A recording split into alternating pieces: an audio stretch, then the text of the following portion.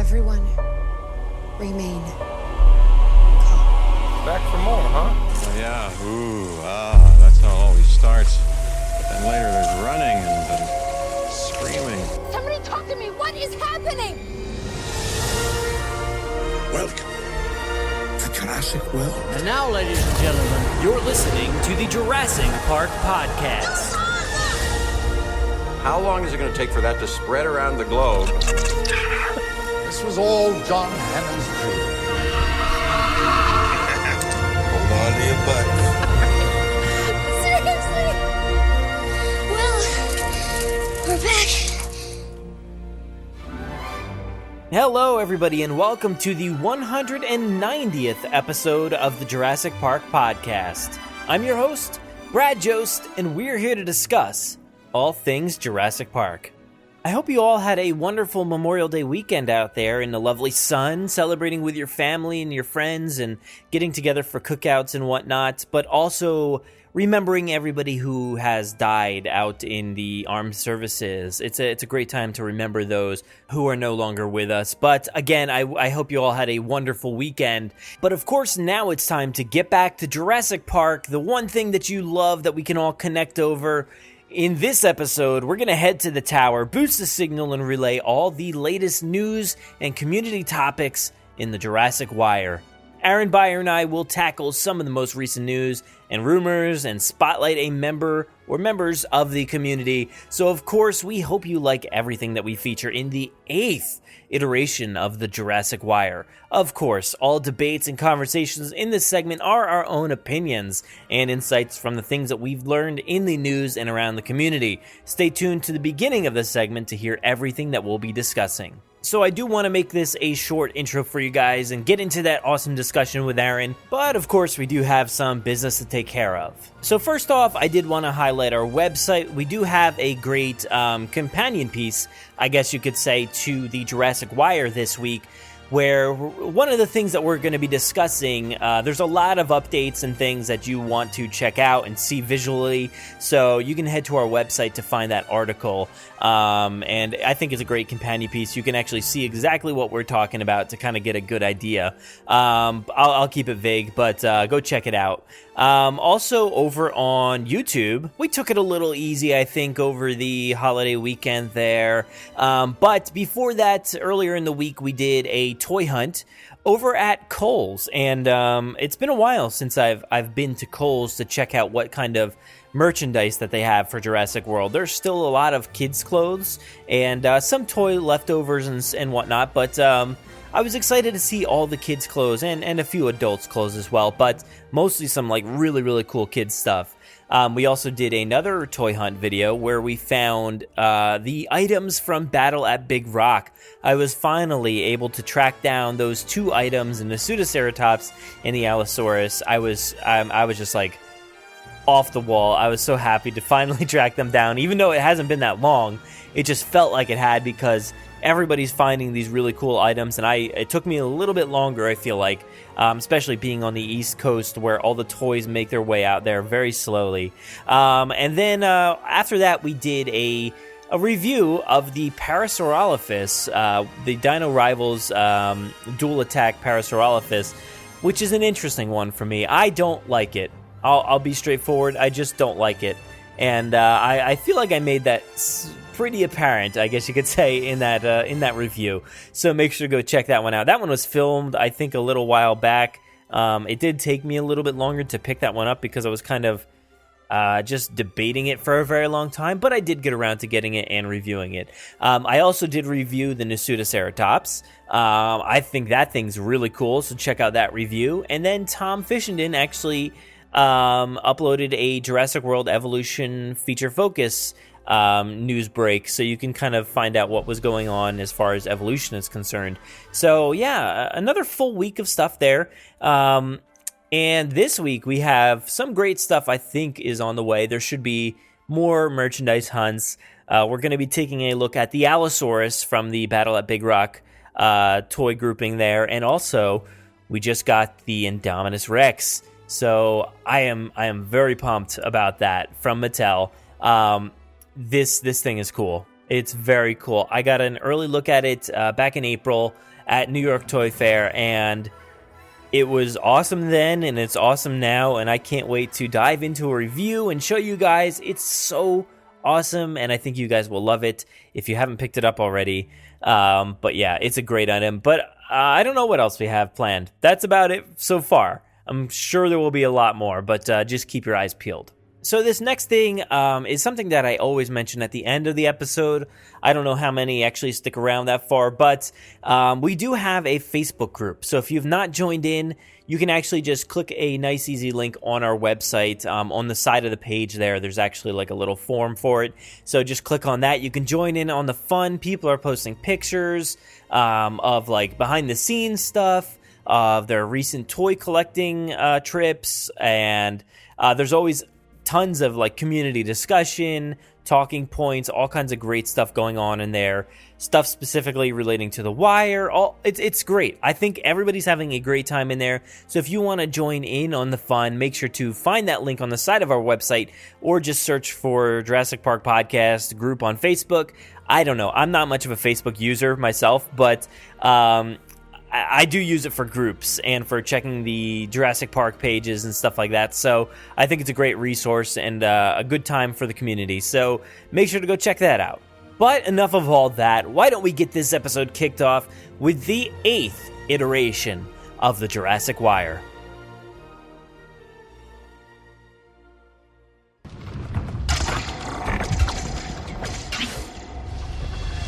The debate over Isla Nublar rages on. They're taking no chances of a repeat of the San Diego incident. I'm talking about man-made cataclysmic change. The U.S. Senate has convened a special committee to answer a grave moral question. Roger that. Air 1, clear for takeoff. Begin tracking. Copy that. Go! Tracking on it. Welcome, everybody, to the Jurassic Wire. I am Brad Jost, and my co-anchor for this program is Aaron Beyer. Now, the Jurassic Wire is the segment here on the Jurassic Park Podcast where we discuss all the latest news on the Jurassic saga and the latest conversations in the Jurassic community. So today, we're going to be discussing Battle at Big Rock, Jurassic World Evolution updates, Universal Studios changes, and of course, we have a community spotlight. But before all that, let's welcome in Aaron Beyer. How's it going, Aaron? I'm pretty good. Drinking Gatorade out of my giant Universal Studios novelty Jurassic Park mug because I am recovering from what is the worst cold I think I've had in like 5 years. Oh no, man. Yeah, that's brutal. Yeah, it's no bueno. So if I like start coughing uncontrollably, I apologize. Oh, it's okay. We won't blame you for that. But I think everybody is very excited to hear all these topics, I think, today. I've been, like, pouring over all the latest news and everything that's been coming out. And as I always say, like, the news just literally never stops. There's always something to talk about. And we kind of have been, like, beating around the bush with this first item here is the Battle at Big Rock thing that's been popping up recently due to the Mattel toys. And we're going to not try to talk about Mattel all that much here today because we cover them each and every month in The Wire. So we'll try to like leave it be for this month as much as we can. But the discussion is kind of based off of Mattel in a way, just because we have these new toys that popped up, Nasutoceratops and the Allosaurus. And of course, we did hear some information about this back in April, but now we finally have these items on the shelves, and they come with a nice little tagline on it that says, as seen in Battle at Big Rock. Aaron, what's your thoughts on these toys real quick without going too deep on them? So yeah, like you said, Mattel kind of dominates the conversation a lot, but I think these toys are fine. I'm excited to get my hands on a pair if I can ever get to the States, but just really interesting that we're getting a different variation on an already established species, and then we're getting a dinosaur that's not been seen at all in the Jurassic franchise, to my recollection. So it's just interesting to kind of think about what this is going to be, whether that's an animated series or a short or, I mean, whatever. We don't officially know what it is. So it's interesting that the toys leaked it And not only did they leak it, but like they're aggressively coming out. Like these toys are, I'm not going to say easy to find, but they're popping up all over the internet. I would almost touch on easy to find just because they've been pretty widespread. It's one of those things where like, oh, if it just hit the internet like real quick and only like 1 or 2 stores ever saw it, nobody would probably talk about it because we'd want to kind of keep it on the outskirts of the discussion. But since it's so widespread, we have to discuss what this is. And all signs do point to a short of some sort. With no other information outside of what we see here with these toys, and some context clues, I guess. But I don't know. I'm very excited for a Jurassic short or whatever it may be. And of course, like you said, there is no official confirmation of any sort. Universal has never touched on this at all. You know, they have never said anything's coming. So it's so weird that these toys just decide to hit the shelves whenever they want and just reveal this like what could be big information about Battle at Big Rock.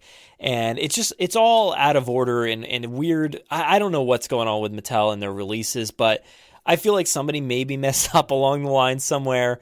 But I am excited to talk about whatever this could be. Yeah, I mean, to put this into context, I was talking with some friends and I showed them the photos and they were like, what? Like, what's the big deal?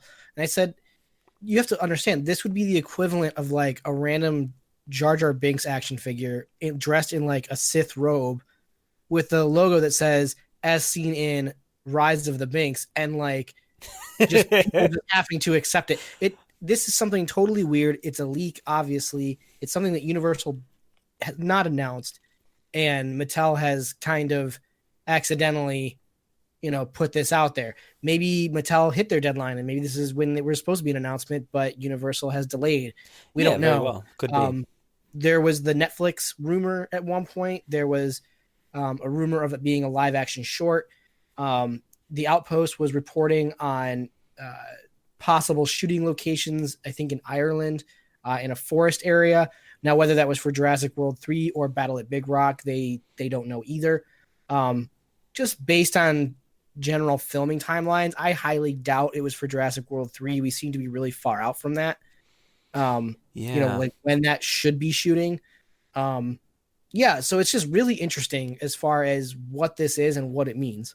Yeah, so let's touch upon that information as well. There's some Irish news outlets that kind of touched on shooting. Like they noticed that there was a lot of shooting going on for something that seemed obviously Jurassic. And then actually I'm going to go ahead and play this audio right here because Bryce Dallas Howard was interviewed just recently, and the dude actually just straight up asked her. Let's take a listen. Congratulations again. One final question, because I have brought up where I've come from today. Yes. And I have to ask because people have been asking. Is it true that even, maybe you or not, I don't know, but any part of Jurassic World 3 has been filming in Ireland? She's just staring, smiling. I can't answer that question. You can't even say if they've been over? I can't say anything. Okay. I'm not saying no. Okay. That's okay. Well, I hope you did or did not enjoy your time in Ireland. I wasn't there. Okay. I think. Okay, we can fill My in toes are like curling right now. I'm like, ah! Well, thank you for like that. Steven Spielberg will come out here with a raptor. No. Thank you for that kind of answer, and I look forward to talking to you. Okay, so that is fairly good confirmation that something Jurassic was going on in Ireland, right? Like you can't really beat around the bush and say like, I'm not going to say anything. And I wasn't there, but something happened. Like, and Steven Spielberg. She didn't break NDA. That's for sure. No, she said nothing, but like, it's fairly obvious on her face and with a laugh and saying Steven Spielberg would come after me with Raptors if I said anything. So I find it funny. She's just a blast to watch and to listen to. So, I seem fairly confident that something happened there at least. Something is happening, and my big takeaway, if Battle at Big Rock is some kind of live action short or show. I feel like it's probably got to be some kind of bridge between Fallen Kingdom and the next film, because with what I have built up in my head of what the next film is, I feel like there's got to be a leap of time and information that needs to be relayed in order for them to kind of hit the ground running with the third installment or the sixth installment, I guess, of the series. So I almost wonder if they were like writing the script and they were like, you know what, we have like a good half hour of explaining and just getting the audience ready for the movie. I wonder if we could somehow relay this information early. And because they have like a really large window between movies, they're not Marvel, right? They're not pumping out a movie 2-3 a year, or Star Wars, which is once a year. They're doing a movie every 3 years. I wonder if behind the scenes they were like, you know, we could do a short, or we could do some kind of interstitial like television special or something that kind of gets people caught up to where we need them to be so that we can make the next movie a solid 2 hours, you know, because no Jurassic movie has ever really hit that 2.5 hour mark. And I just kind of wonder if that's the case. I've been thinking that same thing as well. I think that would be great to kind of just get right into the movie without all that explanation, for sure. And I've been actually thinking to myself, like, hey, it's only 2019. We got another like full year, right? So we could actually throw something in summer of 2020, and then you open 2021 summer for the actual movie. So I'm like, man, how awesome would it be if there was like even more setup? So they have this one, maybe another one, and then the movie itself. That's pure speculation, but I think that would be awesome if they did use that time to kind of spotlight these stories of how we get to where we are in Jurassic World 3. That would be really awesome.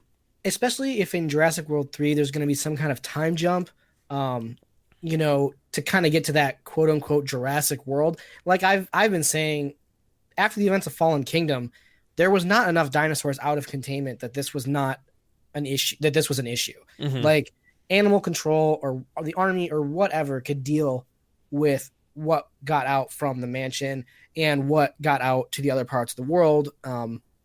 You know, from all the Beyers. And so my thinking might be like, okay, well, maybe this is kind of the setup of like, hey, 5 years after Fallen Kingdom, this is where we're at. And then the next movie is going to be like, hey, 10 years after Fallen Kingdom, this is where we're at. And so while we've never had a time jump in the Jurassic franchise, this seems like for it to be a truly Jurassic World, it seems like it's going to need to be more than 3 years out from the Lockwood Manor problem. So yeah, you would think. So maybe this is kind of the way that they're going to be like, look, we need to tell you some information so that you don't completely dismiss the story in the next film. Yeah. Now, yeah, this is all speculation, of course, but with the title itself, Battle at Big Rock, it almost kind of leads away from that sort of point of view in a way, because it feels like its own like thing, like a battle with these two dinosaurs, because we have the Nasutoceratops, which is a very, you know, it's a ceratopsian, so it looks pretty awesome, to be honest, and it's got this blue color with the red and green legs, and then you have the Allosaurus that has like the tan underside, the blue on the top, so there's like this blue theme going on with these two dinosaurs, so it makes you think like this might just be a head-to-head showdown for some reason. I don't know why or what it's about, but that could be the case where it has nothing to do with the overall story, and it's just like, hey, these two dinosaurs are out somewhere. But I guess the fact that we've never seen a Nasutoceratops before kind of leads to like, there has to be more to the story, right? Because we've never seen it. And where did it come from? It had to come from somewhere, right? Yeah, but I think just by diving into this, you don't have to explain a lot to necessarily like portray like information. So maybe it's, maybe it's, kind of done up like a 80s and 90s, like kids on a, like an exploration like trip, kind of like how Spielberg and all those guys used to do those like kids based movies back in the 80s and 90s. Maybe it's one of those like Amblin type films where it's based around kids and they're out and maybe they're camping and these things like cross their path because it is a Jurassic World and maybe they didn't expect it and now they're at some like campground called Big Rock or something. I don't know. I mean, I don't I feel like if the Ireland thing is true, I don't necessarily think that it necessarily has to be in Ireland for the story necessarily. No, of course not. But I think just because it's in Ireland doesn't mean it has to be Ireland. No. And it's kind of tough because if you consider like all the other movies that are out there that have shorts in front of them. So if this is somewhere where we see this, because I'm thinking, where would we see this outside of that? I'm thinking of like Pixar or something like that. So you got all these like amazing shorts that come out before that, and those are typically about 6, 7, 8 minutes long. So you don't have a ton of time if you're doing a short film, I guess. Right. So yeah, it can't really be too expositional. Like you can't really just like, well, we made this dinosaur in a lab and this is why we have it and blah, blah, blah. And this is the color schemes. Like I feel like it almost has to just get right into whatever it is. I was thinking a short in front of a movie. It can't be a half hour. No, because I feel like if you go to a movie, you're paying to see that movie. You don't necessarily want to sit through Jurassic World, especially if you feel like you're not a fan. And yeah, is 6 minutes enough? If that was like a short for you and it was just a battle, is that good enough for you? No, I need some kind of like human characters. Like I don't necessarily need to see Owen and Claire, but I need someone to get invested in for, hopefully not 6 minutes, maybe 15 minutes. I feel like is a good amount of time for something like this. If it's anything less than like 15, I don't feel like is it worth it? I can't really tell. Again, they're in a bad situation by allowing these movies to take place every 3 years rather than putting the pressure on the studio, on the production company to put them out every 2 years. I feel like every 2 years is a pretty standard franchise, time allotment. And every 3 years is kind of the old school. That's like the old school way of doing movies, like the original Spider-Man trilogy or the Nolan Batman films. Like the days of a 3-year gap between franchise films is over, except for Jurassic for some reason. Well, yeah, and then we've got one time span right now for Star Wars of a 3-year gap is what they're planning on doing, and then it goes back to like every other year. So yeah, I mean, it does feel kind of special to have that between Jurassic. It makes it, I guess it just builds the hype a little bit, and something like this would build it even more if that was the case. I think, it would be something completely different because I'm just sitting here like, why? Like, what is the reasoning? Why are these toys available? Does it have to do with marketing back to the toys? Does it have to do with, is it like at the end of a short or something? Is there going to be like, come visit our new theme park attraction down at Hollywood? Is there going to be something like that at the end? Like, what is the purpose of this? And I hope it's what you had originally said, that it's to set it up so that we don't have to do this later on. So we can have a 2 to 2.5 hour movie full of, direct context that we really need for that movie. If this is potentially, the end or something like that. I hope. And you never know. It could be absolutely nothing. This wouldn't be unprecedented to get toys based off of a project that gets canceled. We had the Chaos Effect dinosaurs in, I want to say 97 or 98 that were definitely paired up with an animated series that got canceled. And we still got those toys because they were in production, so far out. We had G.I. Joe Retaliation toys hit the market super early because that movie got delayed. And the toys were already on a schedule to come out. Those two companies, they don't work in tandem. They have their own schedules. And so maybe Big Rock was already supposed to be out, and Mattel was like, look, we've already been in production on these. These have to go out. The boxes are set. Maybe Battle at Big Rock is absolutely nothing, but that just seems weird. Let's hope not. No, yeah. I mean, I hope not. I really would like whatever it is. I think Jurassic has been doing a really good job at staying relevant during these 3-year gaps, especially this time around, between the live show and the video game with the updates that they've been doing on Evolution and, Battle at Big Rock, Mattel dripping out toys, slowly throughout this gap. It's been great. Other collectibles like Chronicle Collectibles just announced the Dilophosaurus that they're doing. So Jurassic is doing a really good job at staying relevant during this 3-year gap. It's just that are we even a year out at this point? We're not even a full year out. So we still have 2 years left to go. Yeah.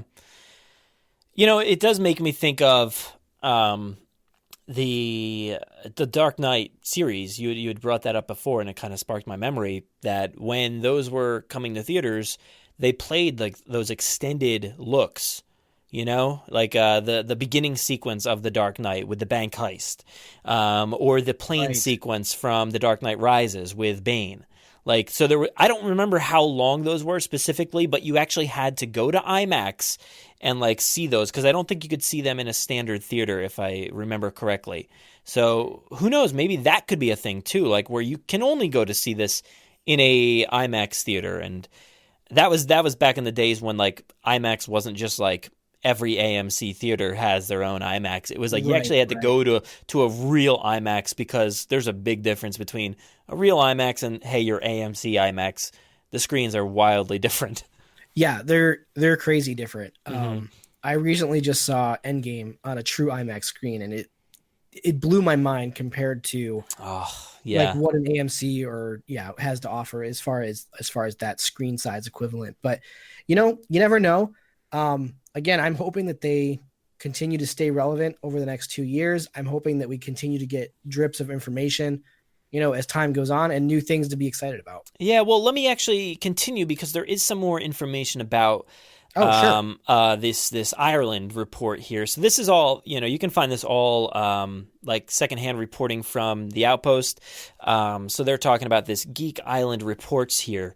Says, I'm just going to quote this. It says, speaking of dinosaurs, dinosaur animatronics have been spotted at the location, meaning this Irish location will almost certainly be featured in action sequences, as opposed to simple pickups and establishing shots. It is not uncommon for movies to film such shots in separate areas from where the main action takes place. Due to the aforementioned NDA, we cannot specify which species were featured just yet, but rewatching the end of Fallen Kingdom should give you a good idea. Very specific props from Fallen Kingdom have also been spied on set, indicating the presence of a character who has appeared in both previous Jurassic World films in the Irish shot scenes. So, okay, I mean, Bryce doesn't seem to be lying. She seems to be like, I wasn't there. But this report's indicating that a character who has appeared in both previous Jurassic World films, so a character could be human or a dinosaur. Yeah, it could be blue. You never know. Well, no, woo, but woo. But woo blue. Ireland, yeah, woo and blue. If it's Ireland, it wouldn't make any sense for blue to be there unless they're pretending it's like the California forest. Which it very well could be, because the UK was California forest. So I will say this. On a previous episode of the podcast, I had talked about my trip to Hawaii, and I said I had seen something, but really shouldn't say anything because, you know, I didn't want to like spoil anything. And at the time I wasn't sure if I'd be working on the movie. So it's like hard to say if, you know, I try not to spoil things that, you know, could be sketchy. Yeah. But the thing I saw was like a triceratops skull or something. It was very quick. We just passed the back of a truck, and there was like guys like kind of waving us off to not look. And it was some kind of like triceratops shaped thing. And that was like in the valley. So like, and it was like a big head or something. You know, was that weird. for Kong Skull Island or whatever the title is? I always get that confused with the ride. No, this was definitely like some Fallen Kingdom stuff that was they had just left, or they were. Oh, wait, were you there around the time when they were doing the press for Fallen Kingdom, maybe, or no? Because I don't know. They might have brought out like props and stuff. I'm not too sure. No, this was very much like, even the guy on the tour was like, I can't tell you what was shooting here. Oh. But he's like, if you kind of follow the, you know, movie news, you know what's going on. Mm-hmm.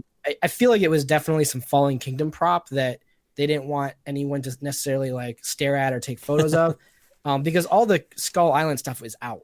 That stuff is out there for you to see. This was definitely like true. Back of a truck, kind of covered with some blankets, but we never saw any kind of Triceratops or, you know, ceratopsian animal in the valley in that movie. And definitely not an animatronic of any kind. So maybe it was a stand-in or something. Yeah, who knows? I'm not exactly sure. It was really weird. But this stuff happens, and you spot these things. So this Irish, whoever this is, the Geek Ireland reports, Geek Ireland reports, did spot some stuff, spotted a character, and maybe Wu makes kind of sense there, because if you're talking about a Nasutoceratops, maybe we need some kind of context as to how this thing exists, like we were talking about before. And maybe that's why the Allosaurus fits in. I don't know. Maybe they saw props of the container or something like that, where that Allosaurus was being shipped off that we saw at the end of Fallen Kingdom. And there is, speculation, I guess, right, that the Allosaurus that we see in Fallen Kingdom is the juvenile, or not speculation. They actually say that in Fallen Kingdom, but that's the juvenile, and this speculation that this is the adult, I guess, this completely different color scheme. Does that seem plausible to you? I mean, I guess. I don't know why the colors would change so drastically. Yeah. I guess what I can say is that it feels like this is starting to turn out like the IDW comic series, which I could not get past like the first issue. I tried like twice, but the idea is that like Wu and Burke, who happens to be alive or something, are like in the desert, like making herds of dinosaurs. They're like in a cave or something. And something happens and like dinosaurs are like breaking out and like eating like cows and stuff. I never got past like the first episode or the first issue, because like, I mean, spoilers, I guess, like a bunch of people return, and I'm like, this doesn't make any sense. This isn't how I would do Jurassic Park. Like, I wouldn't bring back like Tim and Peter Ludlow and like Lex. Like, it's like, it just makes the world smaller to me, and I don't like it when movies make their giant world like really small. So I never really got through that series, but it kind of feels like that could be going on. It really doesn't sound like that kind of storyline ever has died here, because you have the whole thing that Colin talked about for Fallen Kingdom about the PC versus Mac, which kind of sounds a lot like that, with all these like, bunkers and things around the world, labs. Which the PC versus Mac thing was the first thing to come out about Fallen Kingdom before we ever knew the title of Fallen Kingdom. Yeah. It was Colin talking about PC versus Mac. Did you really even see that in Fallen Kingdom? Which leads me to believe that they had this script written for this third movie that they want to tell, but they must have felt somewhere like they didn't have a bridge to get us to that next movie. And so they created Fallen Kingdom as kind of like we're here on Nublar, and now we're on the mainland, and this is acting as a bridge to get us to this story that we want to tell. So, who knows? Because I didn't get the Mac versus PC thing in Fallen Kingdom like whatsoever. I mean, I guess the Indoraptor, but still, that was the quote unquote Mac, right? With Wu. yeah, exactly. That he would still be there as that, and then I guess the other companies that, or whoever they are, that are at the auction could be that, but it's really not a versus situation just yet.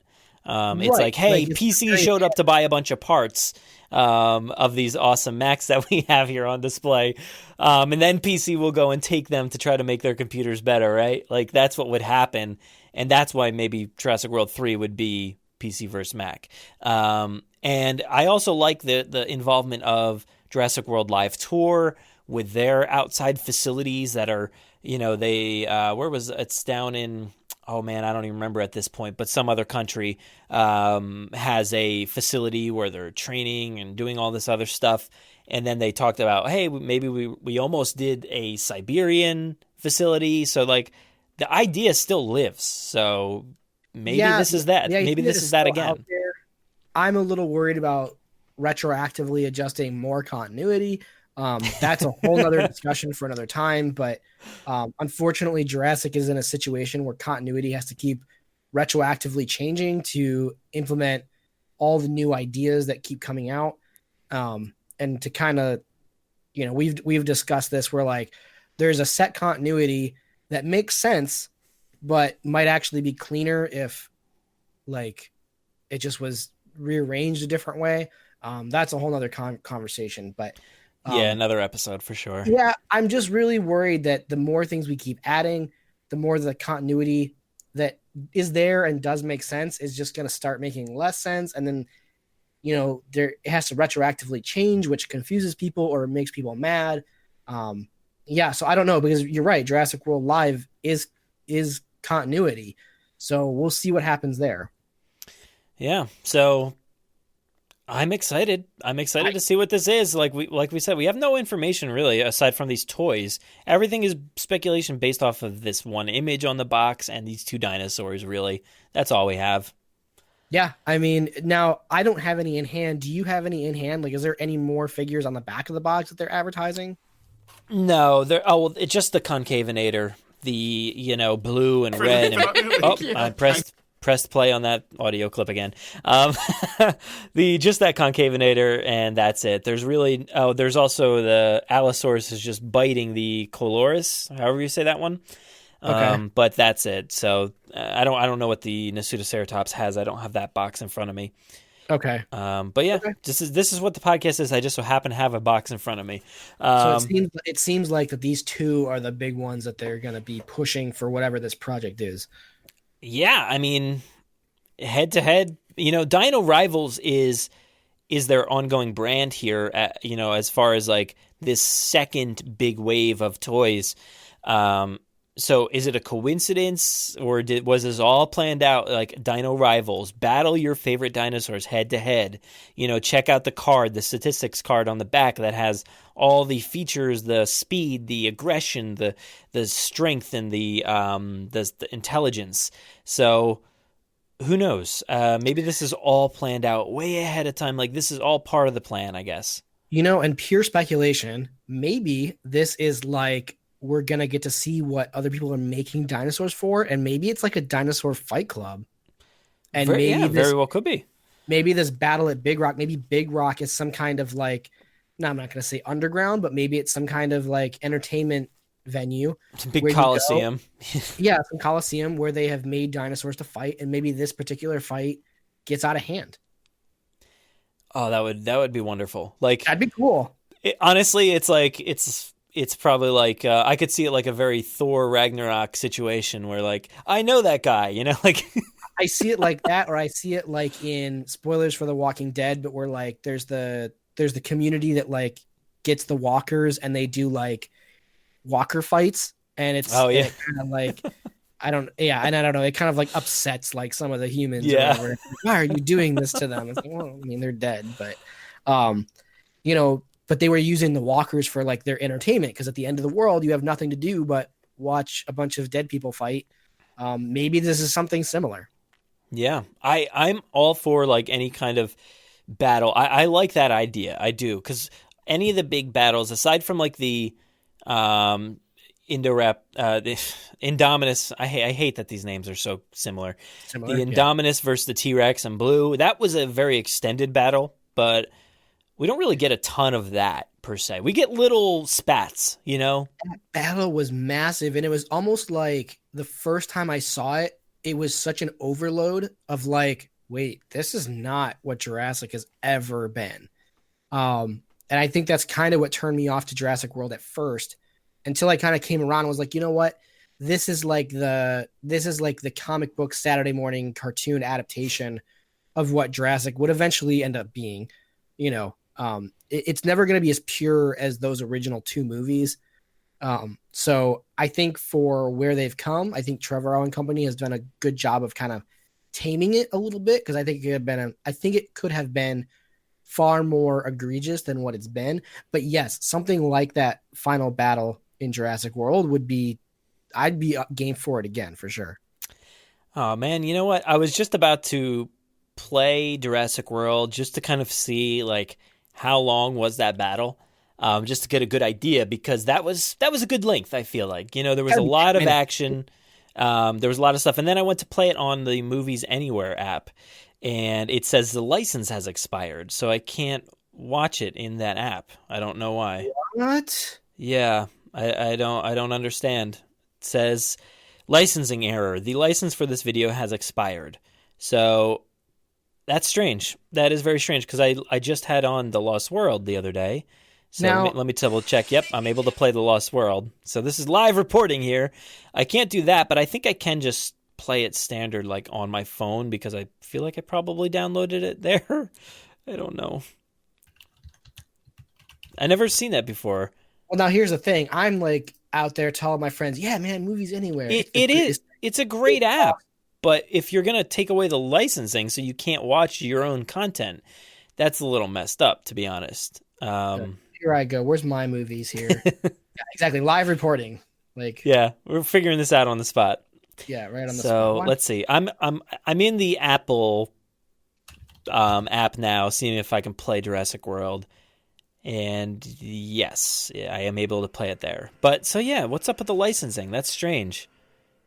So on my PC version, yep, definitely playing. So I don't know, man. You had an error somewhere. You know, that's just like, I know you specifically have talked about that in terms of like digital content and stuff like that about this. They could just take this stuff away from you at any time. They can just take it away, but they can also do that with Blu-ray. And that's what a lot of people don't know. Blu-ray and 4K, because of the internet connection, they can easily kill those discs.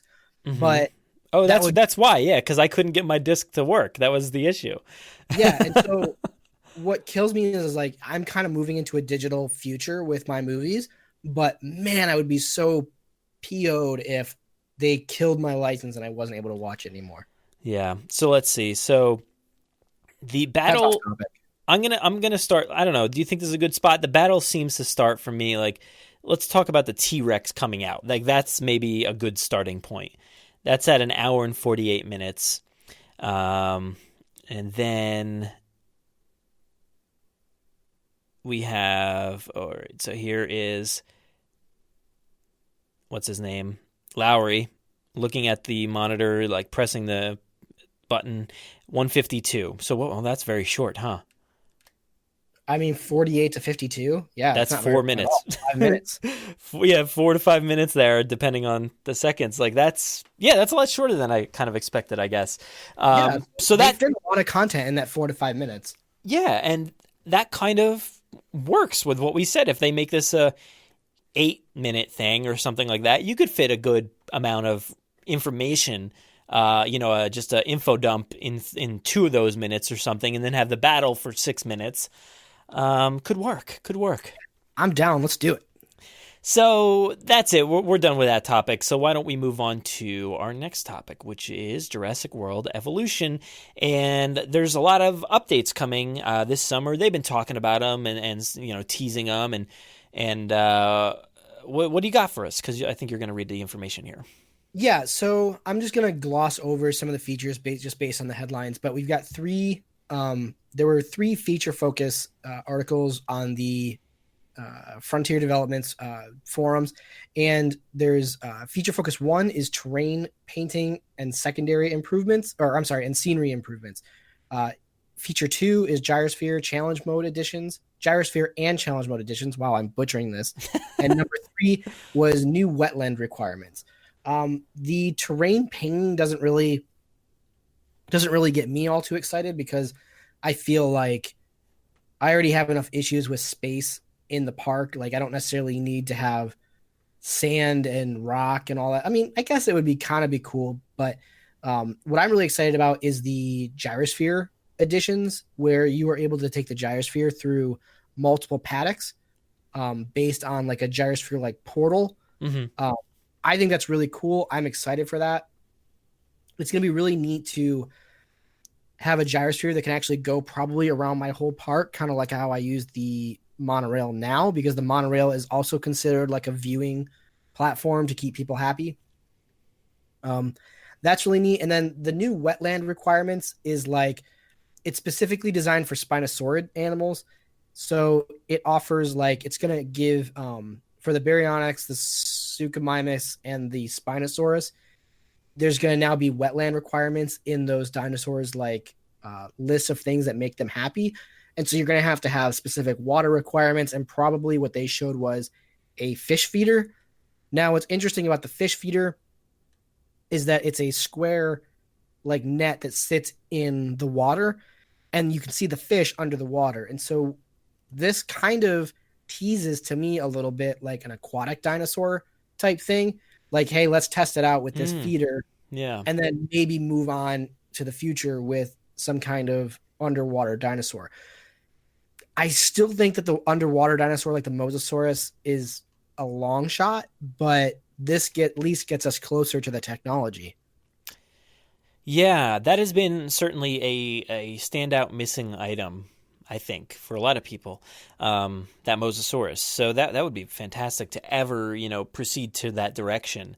Fish feeders are cool. I mean, it's kind of like one of those objects, the feeders in general, that become very annoying to me. So it's all about, maintaining them and stuff like that. So you got to not place too many, but place enough. But I think it's a cool feature, at least. Maybe it'll add some new animations or something like that as far as the feeding is concerned. I don't know. It adds a little bit more realism. I think why the Mosasaurus is such a long shot is because all the tools in the game are very basic and kind of like can be used on any dinosaur. I feel like the tools to make the Mosasaurus pen look real would all have to be custom. So it would have to be like a custom fence, a custom water, a custom, like it would just be out of control just for one or up to like 3 species, right? It seems a bit too niche, to make those dinosaurs. And then all the accoutrements to go with them. Yeah, I'm looking at this update 3 as well here. So you got those fish feeders, the pachycephalosaurs, will like act a little bit differently, I guess. Well, they're going to act a little different compared to small theropods. So it's saying that like they're not going to back down or always get beat by raptors or Herrerasaurus, that they're going to actually put up a fight. I saw in there that the large sauropods are no longer going to freak out against like Rex or something, which is kind of cool. These all are things that can add a little bit of realism. I just jumped in this last week to kind of do the Dr. Wu stuff and, unlock a bunch of the other dinosaur updates that I had downloaded but never opened. With a game like that, it's hard for me to get back in because I've like forgotten how to play now. And so I'm like trying to get in there, and I got like frustrated when I had to like start my park over 3 times. And then I remembered like, oh, I had to do that anyway, like when I originally started. So yeah, I don't know. I'm looking forward to playing this game more, but I'm more excited for like their next game, which is the it's not Zoo Tycoon. What are they calling it now? Planet Zoo. Yeah, I'm excited for Planet Zoo and hopefully excited for another Jurassic World Evolution. I'm willing to dive back into this game, but excited to move on, if that makes any sense. Yeah, I get what you're saying there. They're talking about all these updates and improvements, but there's nothing so far that's too major of an addition that is like, I need to start playing this again. There's very nice improvements, but like, for instance, that gyrosphere improvement that you seem to like the most out of that grouping. I'm just like, well, that's cool, but like, what does it do for me? It doesn't really do. That's the thing. It doesn't really change the game, and they can't. The game is already finely tuned to work the way that it does. Yeah. So you can't have game-breaking attractions or buildings. You can't add anything that's going to make the game easier or something at this point. For me, something that would get me really back in, and I'm sure this is a memory problem on, as far as like their low-end hardware, like the Xbox and the PlayStation. But if they said, hey, a new island segment 3 times the size of our biggest island segment, that's something that would get me to like dive in. But as it is now, like I feel so constricted to the land. Like I started the Dr. Wu section and it was like it felt like the smallest island landmass so far. And I was like, I don't want to deal with this. Like I'm limited by my space. Like I can't really have a true Jurassic World because I can't fit all the dinosaurs on one landmass. Yeah. I've always kind of struggled with that too, because some of the areas I'm like, well, this is like tiny. I don't know what I'll ever be able to do here. But then as it progresses, I'm like, well, this is a little bit bigger than I expected. I'm able to put a ton of stuff in here, but at the same time, I do wish it was less constricted. That would be very nice. I feel like at this stage of the game, for me, the base game sure needs to be laid out the way it was, but they needed to have made the visitor center or the innovation center. They needed to make that like a hub that does all the things that all those extraneous buildings do. Because like I was starting up the Dr. Wu expansion, and it was like, okay, place your expedition center, place your fossil hunting center, place your Jeep center, place your helicopter center, place your research. It was like, by the time I placed all these buildings, I was like, this looks like a warehouse facility, like in Detroit. This doesn't look like a beautiful island paradise with dinosaurs. Yeah. So, That's just like the overall style of the game is very industrial, and that's everybody's, or not everybody, but a lot of people's complaint about Jurassic World in general is the very sterile, industrial feel to it. Industrial, sterile look. So it makes sense that it looks that way, because Jurassic World really didn't have any identifying features outside of just being a copycat of City Walk or something like that, where it's very, just the things that you see. Like, it's just Margaritaville. It's just, this building over here. But I wish there was more. Yeah. I feel like, as someone who's put in over 100 hours on that game, and I have the Platinum Trophy on PS4, I feel like it would have been rewarding for them to say, hey, now you've unlocked the Innovation Center, and the Innovation Center does all of the functions of these like 6 buildings. And so now the Innovation Center saves a bunch of space on your island. And like, this is your reward for playing our game. Yeah. Now, one thing that did bug me about this, like terrain, adjustments and stuff like that, is that it's very specific to each individual island. So you can't really carry over some of those effects that you'd want on a certain area. Like, if you did want to create a beach area or something, you just can't do that on, a specific island that you want to. It has to be the one that they give it to you. Which that's kind of weird too. It's kind of a bummer for me, because I'm like, I want to add those things anywhere. I want to be able to make my island look the way I want it to. And you just can't really do that just yet. So hopefully one of these updates in the future will be, bigger decorations, more buildings, stuff like that I can actually utilize in some sense to make it look individual. Yeah. Yeah. Now, I mean, again, it all boils down to memory of course, lowest common denominator, which I think right now the lowest common denominator is the original Xbox One. So probably, yeah. You have to build for that machine, and then everyone else kind of has to kind of come down to it.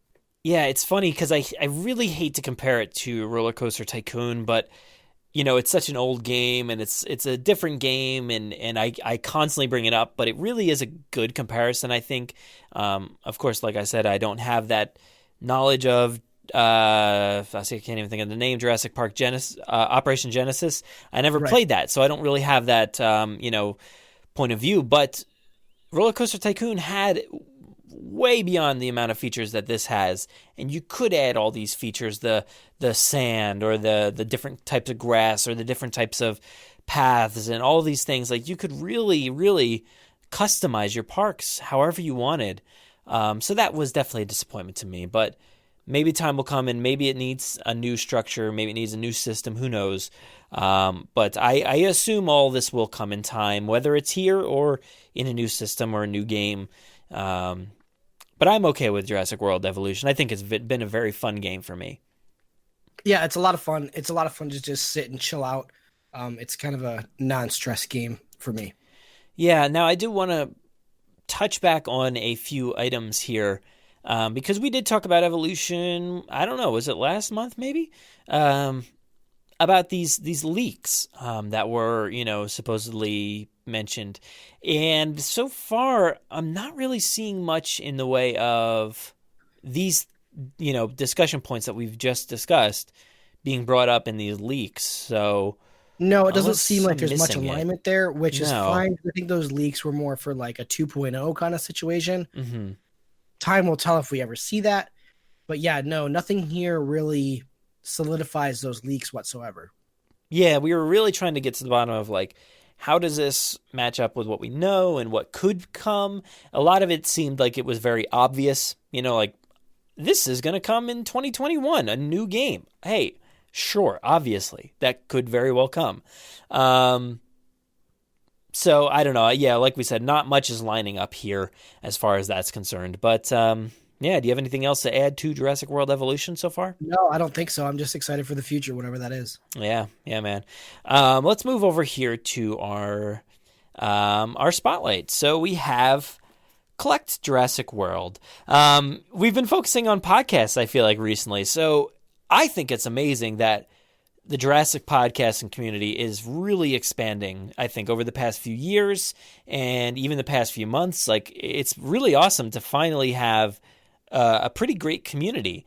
So Collect Jurassic World recently came about from Victoria, from Victoria's Cantina, and Tim over at Collect Jurassic. And he obviously focuses on, you guys know, like I'm sure you see the accounts on Instagram and Twitter and his website. But he is, pretty much like first at all the news as far as collecting Jurassic is concerned. So he'll be posting where you can find all these toys and all the latest images and stuff that's coming out. Victoria, you guys know Victoria. She's got all the awesome coverage of reviews and amazing podcasts. So the two of them combined for Collect Jurassic World, and I think it's a great podcast. They released episode 0 so far. That was just a summary of what's to come, and then episode 1 did pop up last week, I believe, and I loved it. I thought it was great. There's a ton of segments regarding the toys, and I think they've opened it to be a Jurassic conversation whenever it needs to be a full Jurassic conversation, but the focus and the spotlight is on the toys. So there's a lot of segments regarding the toys, whether it's the news, what's coming out, what's out, tips on how to collect, because I think that's pretty useful. And I think one of the most recent ones they said was like, be persistent, because you might just show up to Walmart and be like, I don't see anything, and then not show up for another few months and then realize you missed everything. So I like their tips, their inside scoops, their reviews, everything that they have in their awesome segments. I think it's a great show, so you guys definitely got to check it out. Aaron, I don't think you got a chance to listen to it just yet, did you? I haven't. I figured that we were going to be covering them. Excuse me. I figured we'd be covering them on the podcast, but I was going to listen to them at work, and I missed all week at work because I've been sick. So I had a chance to listen. So I'm excited to get into this. I actually really like both those people as far as podcasting goes. And I'm excited to have a podcast specifically dedicated to one of my favorite things about Jurassic, which is the toy collecting. We cover it a lot here, but because of the way the show is structured, we don't want it to just be about toy collecting. So I'm excited that there is a podcast that is strictly about that, because I love collecting all the Jurassic stuff that I can. Yeah, and I think they've got good insight into, what's on the way, and that, for me and you and a lot of other people out there, we want to know where we can find this stuff, when we can get it, and that's exciting to me. So definitely go check out Collect Jurassic World. It's on all the major podcasting platforms. We'll link to it in the show notes, of course, and I think you can just go to collectjurassic.com. But yeah, awesome show. Check it out. Cool. I'm excited too. And so I think our last topic is going to be all about Universal Studios Hollywood. We have a decent news roundup here, I think, and it comes via, an official press release, Instagram, Twitter, all over the place. There's all this information coming out about some of the changes, what we can see, what is happening right now. And I am very excited by all of this stuff, I think. Let me actually go ahead. I'm going to summarize the press release that was sent to us here from Universal. And it indicates that there's a lot of returning characters here. So it says, stars of the Jurassic World films Chris Pratt, Bryce Dallas Howard, and B.D. Wong will reprise their roles as Owen Grady, Claire Dearing, and Dr. Henry Wu, bringing their characters from the silver screen to Universal Studios Hollywood's much-anticipated mega attraction, Jurassic World: The Ride, opening this summer. This marks the first time... I'm going to skip that part. Skipping. All right, so for the first time, Jurassic fans will have the chance to see this impressive creature and become immersed within her massive aquarium observatory, speaking about the Mosasaurus, appearing to span over 60 feet in length and tipping the scales at over 30,000 pounds. Through stunning state-of-the-art visual effects, the Mosasaurus is a sight to behold as she moves just inches away from guests throughout her glass enclosure filled with the equivalent of 3.5 million gallons of water. Universal collaborated with Industrial Light and Magic to bring the Mosasaurus to life and capture the realism of her underwater environment using a combination of spectacular visual effects and cutting-edge technologies, including the use of motion parallax, a technique that shifts the guest's perspective of the Mosasaurus as she moves throughout the tank. The team also employed a series of lighting enhancements, allowing the aquarium to intuitively shift from day to night, as well as visual changes to the environment during inclement weather, thus creating a variety of visual scenarios guests can experience based on when they experience the ride. I think that's probably enough to read. Yeah. So this thing about motion parallax, I can actually speak to what this is. This tells me that this is going to be some kind of lens-free 3D, like in the Harry Potter ride. The only reason I assume this is because my job as a 3D artist, I hear the words motion parallax like 100 times a day, whether it's in notes or giving notes or thinking about how I'm setting up a shot. It's really about the motion parallax as far as like how something up close moves compared to how the background is moving. It's how you can kind of judge. It's how we as humans judge how close or far away something is. So if you shake your head, the thing right in front of you is moving a lot more than the thing way far off in the background. It's that kind of visual cues as humans that allows us to judge depth. So this is interesting that this thing that we've seen in the commercial of the Mosasaurus in her aquarium, that might actually be in 3D. And if you've ever ridden the Harry Potter ride, there are segments of that are supposed to be in 3D. So without glasses, I would say that the technology, as of the Harry Potter ride, I didn't think it was 100% there, but I know the technology has been moving forward as far as like trying to create lens-free 3D for theaters and stuff like that. So maybe we're there. Maybe this is going to show off that technology the best that we've ever seen it. And it didn't even dawn on me that the Jurassic ride is a water ride. How great is it going to be if like you're in your boat and that thing hits the tank and like excess water from the top of that tank just pours over the top of the boat? Well, I will expect that, to be honest. I think they're working on like a unique glass type screen that obviously will include this parallax feature. And it'll also, as far as I've heard, it might have a cracking feature. And I think we've maybe talked about this before, but like a cracking feature, and who knows, maybe water will shoot out of there somehow. I don't know how they'll do it all. It doesn't make much sense to me, but I don't know. I think this is what's going to happen as far as the cracking features, the parallax. It's all going to work together to give you a bit of depth and to make it feel like it's right there instead of you're just riding past the screen. Because I think if you just rode past the screen, you would be able to tell like, hey, that's just a screen. Like it doesn't look all that great. But I think with all these features, it might help to like give you that like sense of depth and the fact that like, oh my God, this screens usually don't crack or break, like how is this happening? I think that'll be awesome. And yeah, if you get like soaked, which, hey, this is a Universal ride, every ride they have, you will get wet. Like it doesn't matter if it's a dry ride or not, you're getting wet, So I expect that from them.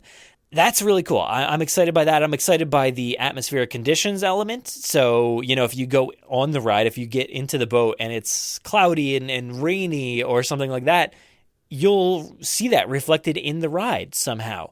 That's really cool. Or if it's a bright sunny day or if it's nighttime, I think that'll help sell it, because I've talked about here and elsewhere that like, how are they going to sell that indoor moment when you ride up the little elevator and then you make that turn and then you go indoors, which has never been the case. You've always just kind of gone through the gates and then you're in the Ultrasaurus Lagoon and then you're going through all these different little lagoons there. But now you're going indoors. How are they going to sell that So I think this will be one of those features that'll certainly help to sell it. Making it seem you're in the atmosphere that you just left. So that'll help.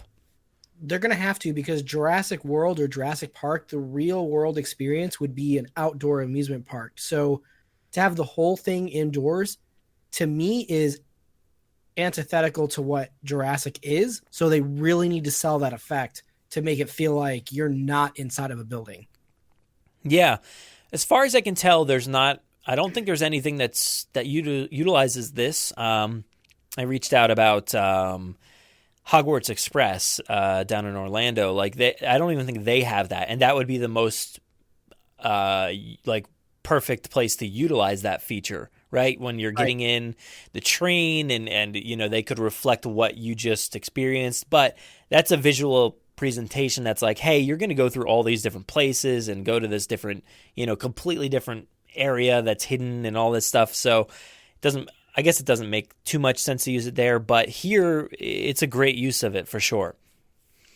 Yeah, I can definitely see that, especially it's because the idea of the Hogwarts Express is that you get on and you're traveling, right? So you would think that when you start and end, the weather and the sky should be similar to what you're going to experience in the real outdoors. So, hopefully that sounds cool. I do hope, they partnered with ILM. I hope it's the ILM quality of the movies and not the ILM quality of the VR experiences. Not that those experiences are bad, but they're definitely limited by a video game engine. Whereas I hope that hopefully because this isn't necessarily interactive, hopefully they can render out all the passes necessary to make this look as photoreal as possible. Yeah, man, let's hope. I mean, you're going to have to sell it, and it's all about selling it. They're going to sell it, So whatever they got to do to make it real, I think hopefully they'll do.